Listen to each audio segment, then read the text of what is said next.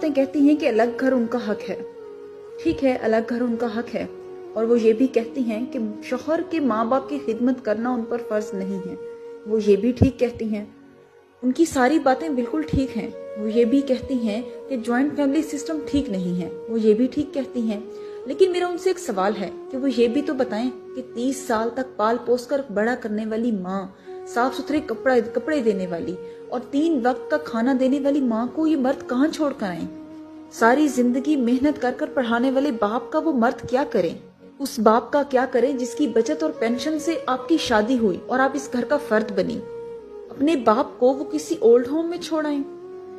हर ऊंच नीच, गर्मी सर्दी, जैसे भी हालात हो, हर हालात में साथ देने वाले भाई को वो मर्द सिर्फ इसलिए छोड़ दें क्योंकि उसकी बीवी और आपकी आपस में नहीं बनती, या फिर सिर्फ इसलिए कि आपका खामद उसके खामद से ज्यादा कमाता है और बड़े भाई को देने से आपकी सेविंग्स कम हो रही हैं।